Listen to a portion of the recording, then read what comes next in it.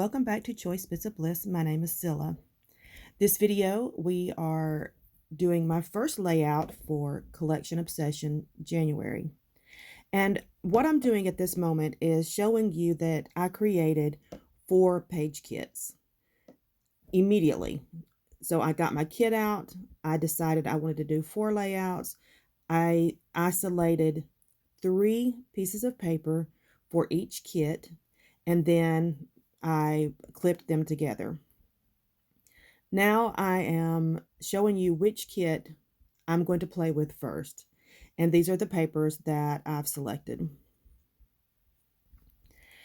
It takes me a minute to decide how I want to go forward with this because it's very seldom that I just come in with a plan. So I'm looking at this and I'm already thinking those ornaments, those may have to be fussy cut. And I've decided I want to bring in a white piece of cardstock to mat, to be my base, and then I'm going to mat it with the green. I have also cut the pink at a triangle and placed it at the top and the bottom. You can't see it under the ornament paper, but it's there. And I've already placed those pieces on my base. So now I'm deciding what ornaments I'm going to cut and how I'm going to trim these out so that it maximizes the amount of paper that I have left. I've printed my photos and I'm thinking through now what I want on my layout. I've decided on 2 4x6 photos. And there you see, I'm beginning to the placement. I want to see how it's going to kind of look. So I do these trial runs all the way through when I'm creating. I don't always show this process, but I thought I would do a little more in depth of how I work and how my brain works, which is a little scary if we're being honest. Now I'm selecting, getting more in depth, and I'm fussy cutting these ornaments and how I want them placed. I'm kind of playing with that idea in my head. I like the reverse side of this paper, so that's one of the reasons why I'm being very selective about what ornaments I choose and how I trim them out, because I think I may want to use the scraps later, and I really like that design. It's extremely usable. So as I'm fussy cutting, I cut a good bit of this out. I was in an online hangout with my crafty friend, my scrappy friends. At this point in time, they're just friends because we share so much of our personal lives with one another. So over the past, my goodness, I think we're going into 4 years now, we've just become very close. And so we're just chatting and I'm talking to them as I'm fussy cutting. I had just come back from a long weekend. We had been to a wedding up in the Muskokas. And so I needed this time to unwind and be in my crafty space. So I'm looking now again at, I really did not want to go deeper into the paper, but I'm looking at the balance of color.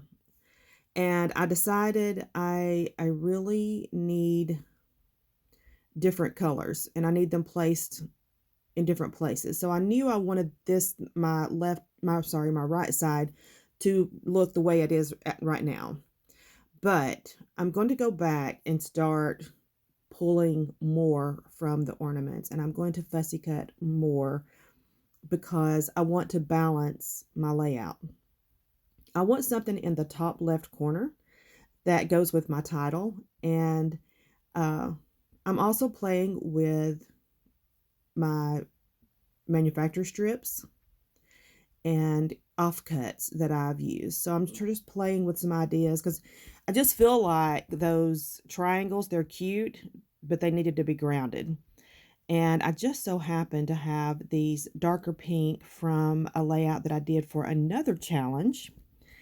I had those scraps left over, and so this is my process. I typically leave my scraps on the table until I finish all the challenges or finish working with the kit. And then I decide if I'm going to keep them or not.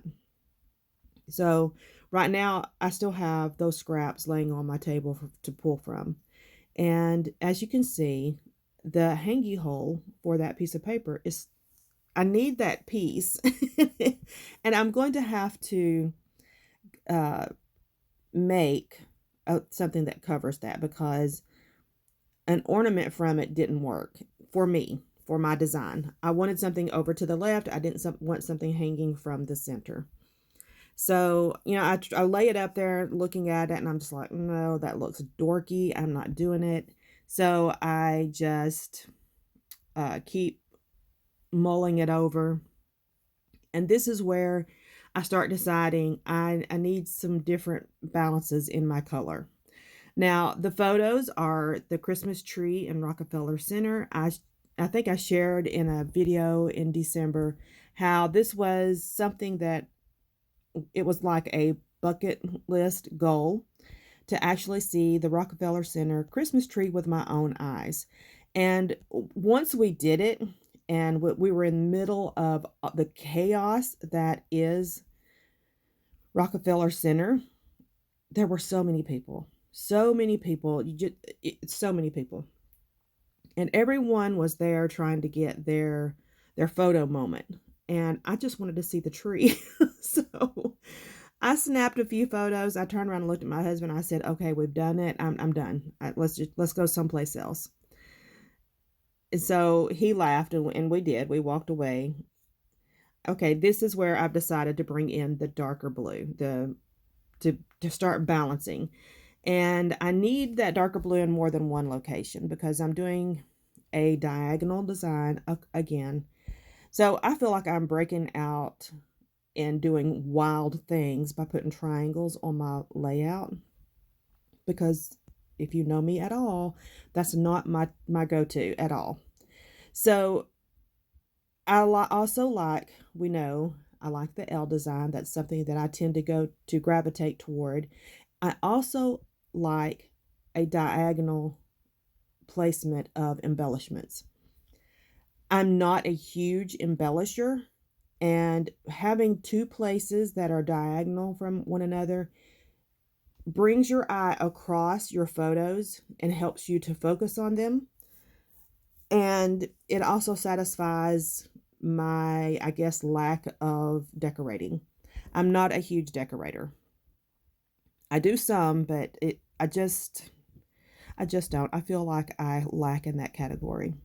So here I am. I'm back to fussy cutting again and making more ornaments so that I can play with placement. It's always good to have options. If I have more and I don't use them all, I'm not too upset about that. I can use them in on other layouts. So I'm not finished with this kit by any means. I'm just starting. This is my very first layout for January, so I'm good with having extras laying about for the rest of this month until I get finished playing with this kit. And then I'll make, decisions at that point in time. I've brought that blue ornament down. So I'm getting more serious about placement, where color is, where I'm focusing, and I'm getting more pleased with how my layout is going to turn out.